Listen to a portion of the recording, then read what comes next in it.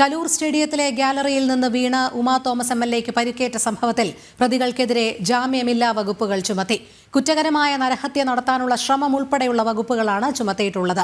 Stage നിർമ്മിച്ച മുളന്തുരുത്തി സ്വദേശി ബെന്നി, മൃദംഗ vision CEO Shameer Abdul റഹീം, Oscar events manager Krishnakumar എന്നിവർക്കെതിരെയാണ് നടപടി. വിവരങ്ങളുമായി രേഷ്മ ബാബു ചേരുന്നു. രേഷ്മ, കലൂർ സ്റ്റേഡിയത്തിലെ ഗാലറിയിൽ നിന്ന് ഉമാ തോമസ് എംഎൽഎക്ക് വീണു പരിക്കേറ്റ സംഭവത്തിൽ പ്രതികൾക്കെതിരെ ജാമ്യമില്ലാ വകുപ്പുകളാണ് ചുമത്തിയിരിക്കുന്നത്. കുറ്റകരമായ അനാസ്ഥ തന്നെയാണ് സംയുക്ത സമിതി റിപ്പോർട്ടിലും കണ്ടെത്തിയിരിക്കുന്നത്. മറ്റു വിശദാംശങ്ങൾ.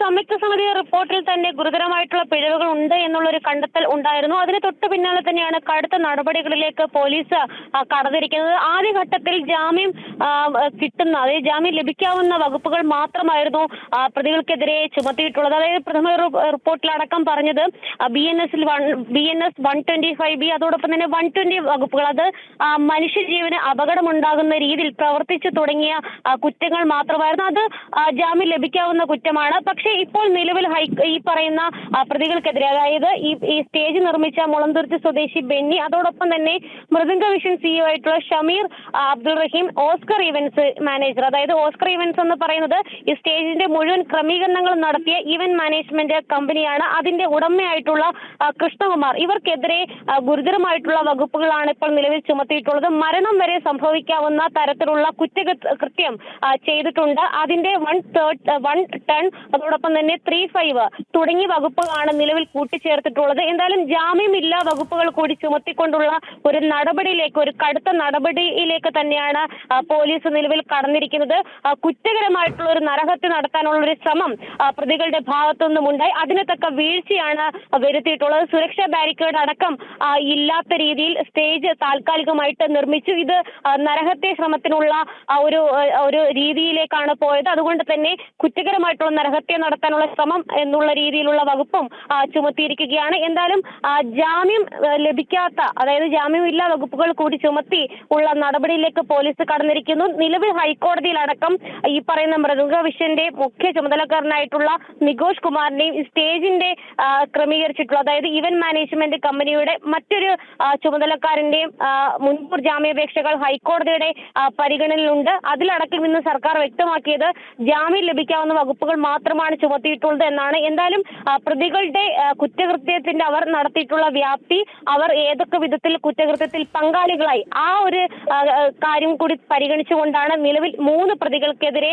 ഈ നരഹത്യ ശ്രമം എന്നുള്ള രീതിയിലുള്ള വകുപ്പുകൾ കൂടി ചുമത്തിയിട്ടുള്ളത്. മറ്റ് പ്രതികൾക്കെതിരെ സമാനമായിട്ടുള്ള വകുപ്പുകൾ ചുമത്തുന്ന കാര്യത്തിൽ വ്യക്തത ഇതുവരെ ഉണ്ടായിട്ടില്ല. എന്തായാലും ഗുരുതരമായിട്ടുള്ള വീഴ്ച ഈ പറയുന്ന സ്റ്റേജ് ക്രമീകരിച്ച ഇവന്റ് മാനേജ്മെന്റ് കമ്പനിയുടെ, അതോടൊപ്പം തന്നെ ഇതിന്റെ സംഘാടകരുടെ ഭാഗത്തുനിന്നും ഉണ്ടായി. ഇത് തന്നെയാണ് അപകടത്തിന് കാരണമെന്നാണ് പോലീസിന്റെ നിഗമനം. രേഷ്മ, അതോടൊപ്പം ഒരു കാര്യം കൂടി. എന്തായാലും ഇപ്പോൾ സംഭവത്തിൽ പ്രതികൾക്കെതിരെ ജാമ്യമില്ലാ വകുപ്പുകൾ ചുമത്തിയിട്ടുണ്ട്. കുറ്റകരമായ അനാസ്ഥയാണ് അവിടെ നടന്നത് എന്നുള്ളത് സംയുക്ത സമിതി റിപ്പോർട്ടിലും വ്യക്തമാക്കുന്നുണ്ട്. ഇവർ പറയുന്നതനുസരിച്ചാണെങ്കിൽ സ്റ്റേജിൽ വിളക്ക് കത്തിക്കാൻ മാത്രമാണ് അനുമതി ചോദിച്ചിരുന്നത്. അവിടെയാണ് 2 വരി കസേരയടക്കമുള്ളത് സ്ഥാപിച്ചത്. എന്തായാലും കൂടുതൽ തെളിവുകൾ പോലീസിന് ഈ അനാസ്ഥയ്ക്കെതിരെ ശേഖരിക്കേണ്ടതുണ്ട്. അതുമാത്രമല്ല, ഈ സംഘാടകർക്കെതിരെ തന്നെ പല രക്ഷിതാക്കളും നേരത്തെ മുതൽ തന്നെ പല ആരോപണങ്ങളും ഉന്നയിച്ചിരുന്നു. ചിലർ അത് പോലീസിനോട് പരാതിയായി തന്നെ ഉന്നയിച്ചിട്ടുമുണ്ട്.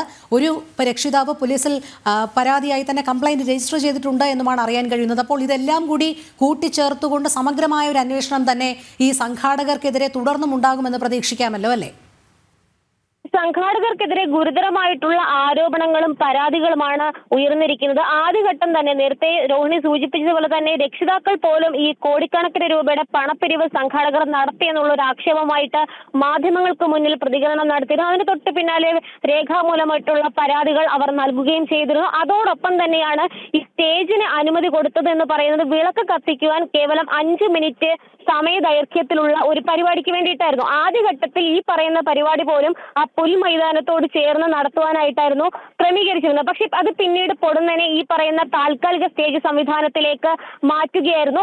ഇത് പിന്നീട് 2 വരി കസേര, അതായത് 1 വരി കസേര പോലും ഇടാൻ സാധിക്കുന്ന ഒരു സ്ഥലം അവിടെ ഉണ്ടായിരുന്നില്ല. ആ സ്ഥല പരിമിതിക്കുള്ളിൽ തന്നെ 2 വരി കസേര ഇട്ടുകൊണ്ട് VIP ഗാലറി ഒരുക്കിക്കൊണ്ടാണ് ഇത്തരത്തിൽ പരിപാടി സംഘടിപ്പിച്ചത്.